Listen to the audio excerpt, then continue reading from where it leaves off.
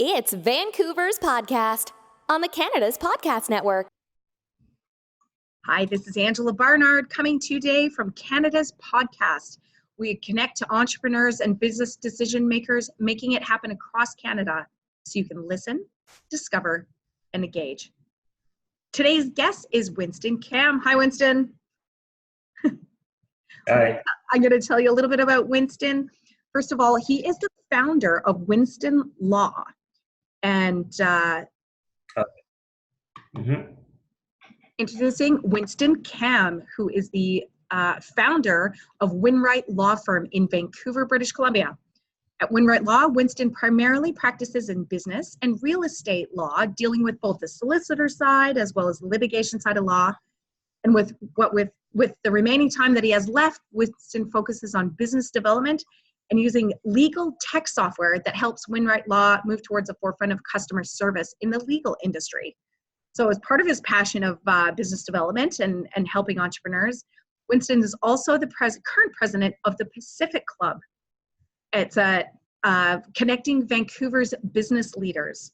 It is a club that's mission is to connect entrepreneurs, professionals, and lifelong learners with Vancouver's top businesses to build friendships, grow personally and professionally, and form lasting relationships with individuals and business organizations with shared values.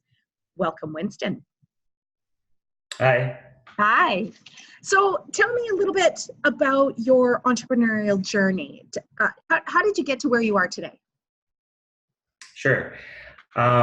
So I'm born and raised in Vancouver.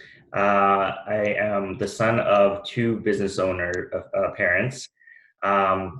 I had a traditional kind of upbringing in the sense that my mom gave me two options.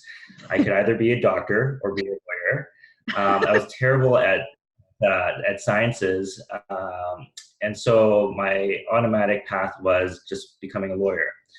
But I didn't mind it because, what I understood it to be at that time was still a versatile career that would allow me to do different things as well as practice law. And so I did that. So I did my undergrad and law school at UBC, and then I articled and I worked at a law firm in downtown for around 6 years or 5 years, and then I decided to start my own law. Bit of the business bug back then. When I first started, I just wanted to open up a business. I had been dabbling in legal technology. I'd been hanging out at local incubators like Launch Academy, and it just seemed like an automatic fit for me to open up a law firm because there's a barrier to entry to a lot of other entrepreneurs from coming in, and it also seemed ripe for disruption, innovation. Doing things differently. It was, and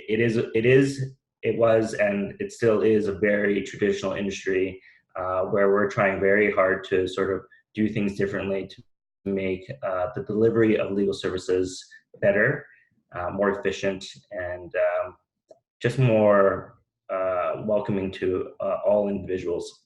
Awesome. Well, and I just looking on your website and finding out a little bit more about you. You state that innovation occurs as a result of a belief that something can be done better. And your goal is to shake up the legal industry. How are you doing that? Right. So, we look at other industries, a lot at tech industries, and see what's different about them, what's made them succeed. And we try to utilize those business models, those systems, those processes, and even the culture we try to foster, much like other organizations that we see who've done it well. So for instance, we looked at a lot of tech companies and we just loved their open space concept, how collaborative it was, how everybody was working hard, but also seemingly having a good time. And what we did is we wanted to adopt that, and we have, and we actively foster culture to make sure that it is something similar to that. So, in the legal industry, when you work in law, it is stressful.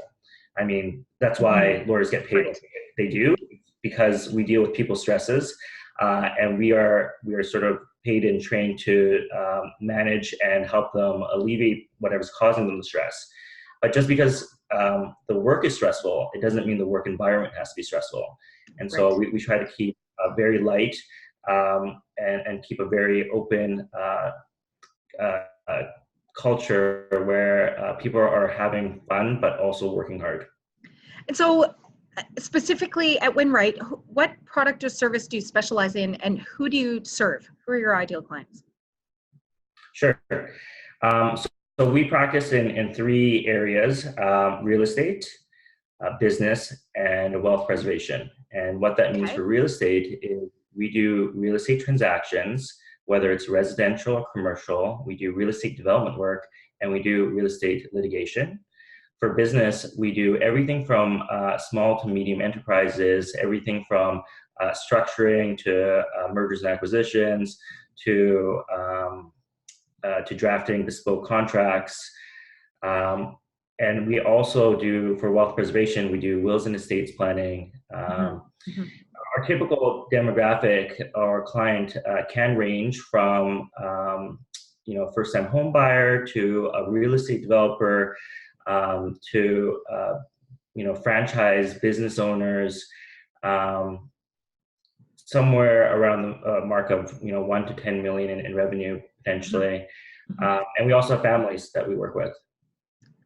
What do you see as the challenge that's kind of facing the whole, and I'll talk mostly about the commercial real estate sector, because that's probably sounds like most of your business. What's the biggest challenge facing the industry right now? Is there a disruptive trend that you see that's affecting a lot of your clients?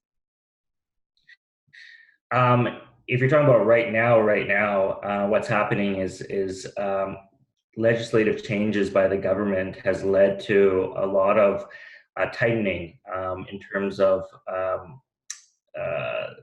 allowing people or foreign investors to come in. It's caused a tightening of the economy. It's caused a lot of transactions to go down. And so everybody in the real estate industry has felt that real estate transactions, the number of them have gone down, and prices have been dropping. Interesting.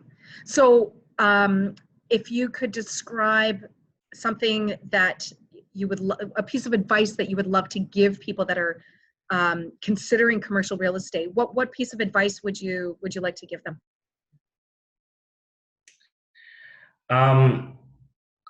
Commercial real estate and residential real estate do seem to be, the transactions do seem to be less these days, but we are seeing in the summer months transactions going back up. And so it is an interesting market. I think we'll have to just wait and see what happens. So this is more of a personal question for your insight, but I've seen headlines and blog posts around things like, the next wave, the next generation will avoid, owning real estate, right? It'll be the gig economy of where they live, including, or where they work. What's your opinion on that? It's interesting. I mean, I've attended and hosted seminars on the gig economy. We see it. I haven't seen it that much yet with real estate owners. We have seen businesses that have popped up in which they are selling fractional shares of real estate. One name comes to mind is IMBI. IMBI is one that has started up, which is selling shares of houses to individuals. In terms of the gig economy in general, I think it's a very interesting time. It's caused a lot of interesting businesses to open, whether it's businesses like Uber. It just allows for millennials or the next generation of people to do 5 things all at once. Right. Well, and a little bit about you personally now, Winston. We'll shift off from work, but what's on your bucket list over the next, say, 12 months? What 3 things are you hoping to achieve personally?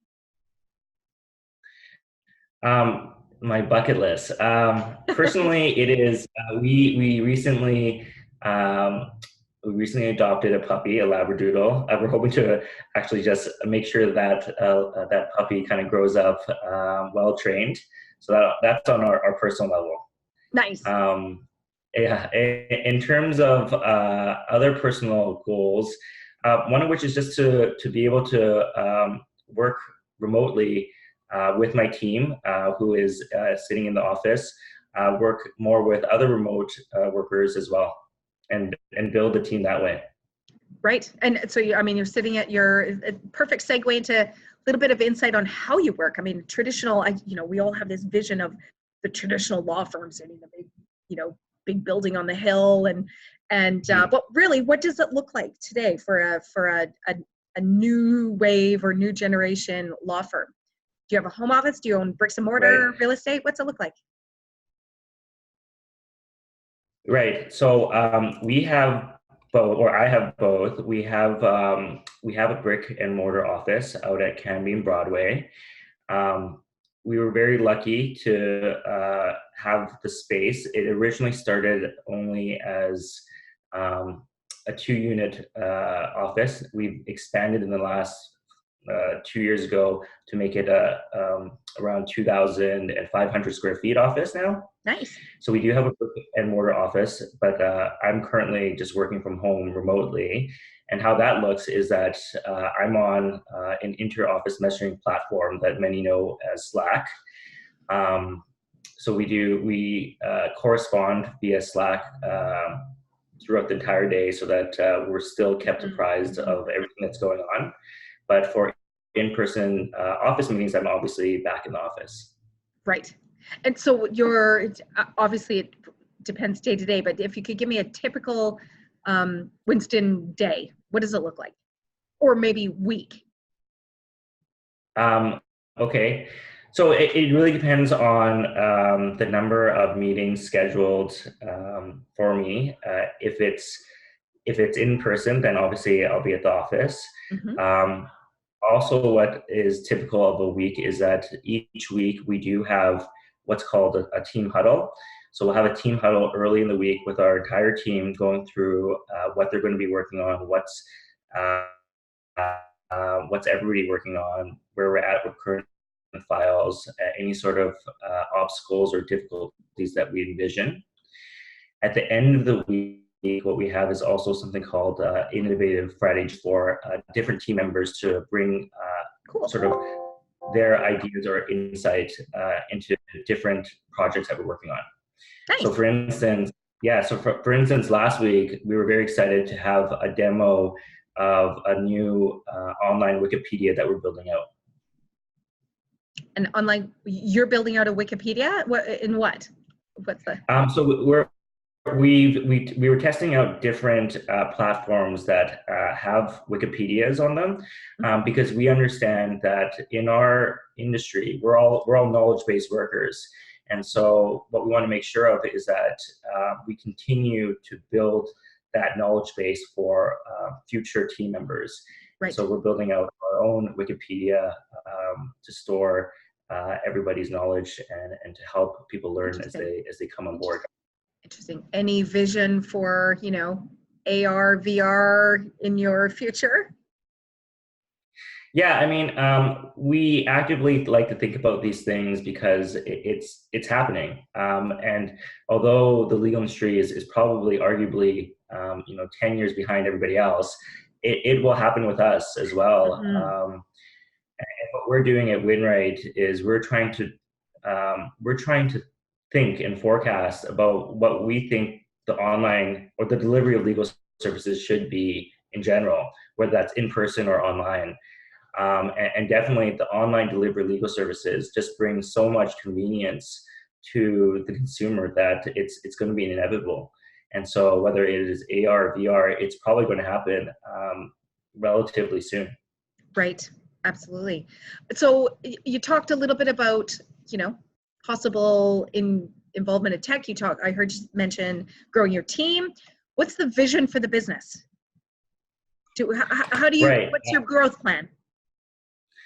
Yeah, so Our growth plan has always been to deliver great customer service, to deliver, to change the way the delivery of legal services is. And what we do differently than most law firms is that we view it as a business. We don't view it just as the practice of law. And so at Winright, we not only have lawyers and legal assistants, but we have other team members, whether it's in marketing or tech or operations or finances. So that's how we've been building. So we build our legal team, but we also build our business team. And that's how we've been trying to move forward in all fronts. Nice. Winston, what are you most excited about in your business these days? I'm pretty excited about this online Wikipedia that we're building. I think that's very cool. What's the time frame? When could we expect to see it? Will it be general public accessible or more for clients? So we're gonna start with our own internal Wikipedia. We may do, and after that, we're probably going to build out whether it's like an AMA, Ask Me Anything, any type of FAQ for our consumers, but that's later down the road. Cool.